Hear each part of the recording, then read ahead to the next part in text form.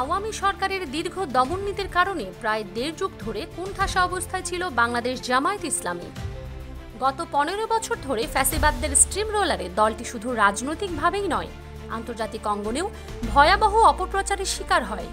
তবে জুলাই বিপ্লবের মাধ্যমে স্বৈরাচার পতনের পর দেশ ফ্যাসিবাদ মুক্ত হলে নতুনভাবে পুনর্জাগরণ ঘটে জামায়াতের। এখন দলটির কার্যক্রম জাতীয় ও আন্তর্জাতিক দুই পর্যায়ে আলোচনায়। এমনকি আগামী জাতীয় নির্বাচনে সরকার গঠনের মানসিক প্রস্তুতি নিচ্ছে তারা। এই প্রেক্ষাপটে জামায়াত আন্তর্জাতিক অঙ্গনে সম্পর্ক জোরদারে নেমেছে নতুন কূটনৈতিক তৎপরতায়। ঢাকায় অবস্থানরত বিভিন্ন দেশের রাষ্ট্রদূত ও কূটনৈতিকদের সঙ্গে একের পর এক বৈঠক করছে জামায়াত নেতারা। কেউ আসছেন জামায়াতের কেন্দ্রীয় কার্যালয়ে, আবার জামায়াতের শীর্ষ নেতারাও যাচ্ছেন দূতাবাস ও কূটনৈতিকদের বাসভবনে। পাশাপাশি বিদেশ সফর করে তারা তুলে ধরছেন নিজেদের নীতি, কর্মকৌশল এবং আওয়ামী আমলে যে দমন নিপীড়নের শিকার হয়েছেন তার বিস্তারিত। সম্প্রতি জাতিসংঘ সাধারণ পরিষদের অধিবেশনে বাংলাদেশের প্রধান উপদেষ্টার সঙ্গে যুক্তরাষ্ট্র সফরে গিয়েছিলেন জামায়াতের নায়েবে আমির ডক্টর সৈয়দ আবদুল্লাহ মোহাম্মদ তাহের। এর আগে ইউরোপীয় ইউনিয়নের আমন্ত্রণে জামায়াতের প্রতিনিধি দল সফর করেছে ব্রাসেলস সহ কয়েকটি দেশ।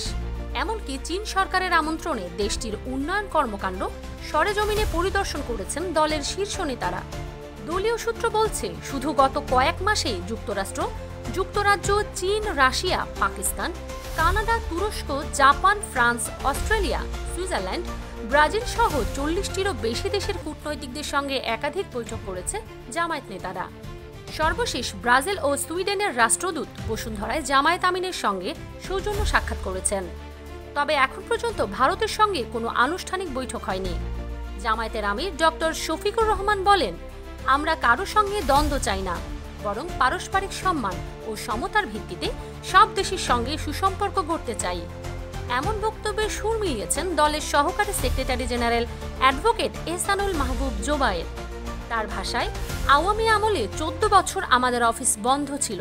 আন্তর্জাতিক অঙ্গনেও আমরা আমাদের নিজেদের কথা বলতে পারিনি। এখন পরিস্থিতি বদলেছে। জুলাই বিপ্লব আমাদের সামনে এক নতুন সুযোগ এনে দিয়েছে।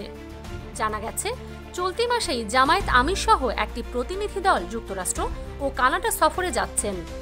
এছাড়া ইউরোপেও সফরের সম্ভাবনা রয়েছে। এসব সফরে শুধু রাজনৈতিক কৌশল নয়, নারী নেতৃত্ব, সংখ্যালঘুদের অধিকার, জঙ্গিবাদ বিরোধী অবস্থান সবকিছুই তুলে ধরা হবে বিদেশি প্রতিনিধিদের সামনে।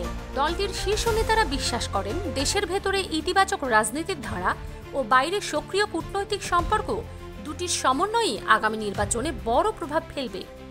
আর তাই আন্তর্জাতিক যোগাযোগকে তারা এখন সবচেয়ে গুরুত্ব দিচ্ছেন। জুলাই বিপ্লব পরবর্তী বাংলাদেশের রাজনৈতিক মেরুকরণের মাঝেও জামায়াত তাদের কার্যক্রমের নতুন অধ্যায় শুরু করেছে। তাদের এই তৎপরতা কেবল দেশেই নয়, আন্তর্জাতিক মহলেও ব্যাপক আলোচনার জন্ম দিয়েছে। ফারজানা মৌসুমী, ডেস্ক নিউজ, সাফা টিভি বাংলা।